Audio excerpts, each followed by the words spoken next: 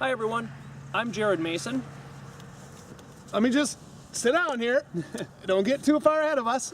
I am Justin Mason, and we are the Mason Brothers authors, bringing you another video. And today, we're doing something, this is kind of an experiment for us. Now, this is a little bit different. We are gonna talk to you guys about some things we're doing with our second book before it's completed. In the I Will Protect You series. Yep. So, big reveal first for you guys. The first book, The Trinity of Heroes, is available now, paperback and digital on Amazon. We'll have links in the description for you. The second book, which is what we're going to be talking about, is titled A Grim Ultimatum. Excellent. Now, what we're going to talk about today, we're going to talk to you about the 3 different main story arcs that you will see going forward at A Grim Ultimatum, Book 2, and onward. Yep, so what we had in book 1 was most of the storylines all focused around Hale, and they focused around pretty much no matter where the characters were from or where they came from, they were all going to end up in Hale at the end of the book. Yep. And so we're going to take a different approach with book 2, and we're going to actually see 3 separate storylines moving forward. So what we'll see is we'll see the Knights of Hale and some characters from our original series, centered around the Knights and those families. And they're actually going to be, that part of the story is going to actually be taking place in another city. They're traveling to distant lands in Forestwood, which is in Meld. In Meld, yep. And, okay, we also have the sorcery storyline, which in book 2 will take place mainly in the Everglen, where we'll introduce a few new characters. Yep. And we're going to really be expanding the sorcery. That was a cool part of the book. It really allows us to be creative, and so I think the sorcery is going to be a very interesting part of the book now as we move forward. It lets us play with our creativity a little bit more. It doesn't let us, like we said in our earlier videos, we don't let them play God, so to speak, but we do let them become very powerful.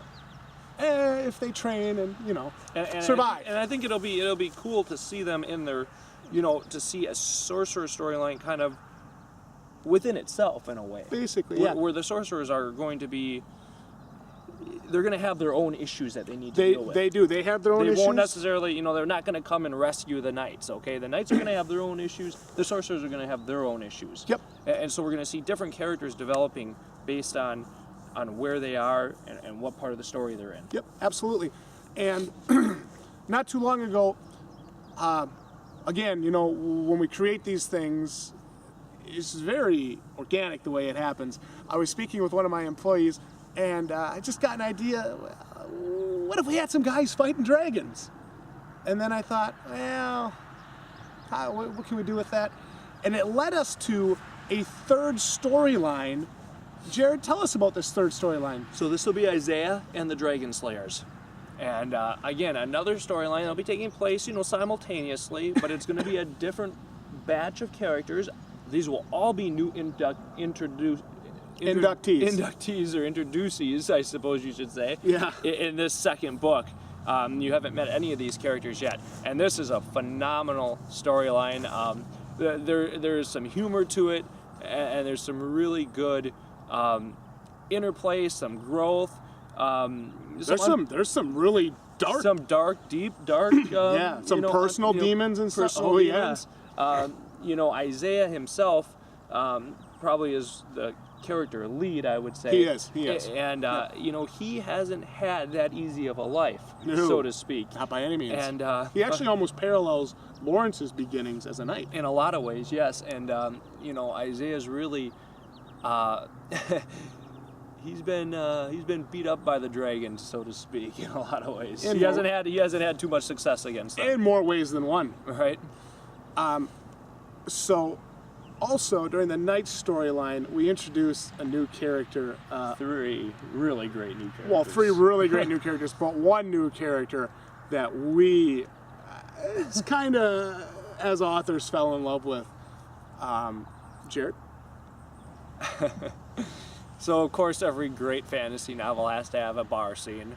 And, you know, I think that's going to be typical of just about every fantasy book we write. Yep. Characters are going to get into a bar fight of some sort because it's just an awesome scene that I see in just about every book, and we love it. So we want to create our own. And so In the anyway, first book, it was the drinking challenge. And now in the second book, we introduce a new character, an orc by the name of Scrogenthal the Endowed. yeah, Jared, tell us about him. I don't know what to say. I think that was the initial hope when we tried to talk about Scrogenthal. He is just this backcountry, ale drinking, wench bedding, face bashing Orc. monster orc, basically. And, yeah. All he wears, a big oversized loincloth. And he is flamboyant. He's just tough? He's tough, or thinks he is. He thinks he is, yeah. And he's a great comedy character. He's a comic relief character, but You know, at the end of the day, he just wants to bash somebody's face. He just wants to bash some skulls in. So Yeah. he's one of those great characters you meet that I hope you guys will fall in love with them as much as I have while writing them, and it'll just be the interplay with him and Lawrence and Benny is just fantastic. It is phenomenal. It's hilarious, and it will definitely come back later in the second book, and hopefully in later books as well. Maybe Maybe there's a chance. we'll see. Is there anything else we should talk about? Aaron and Dagon. Oh, Aaron and Dagon are a must. So Aaron and Dagon are bounty hunters. They both come from their own walks of life, and Dagon is kind of the master of blades.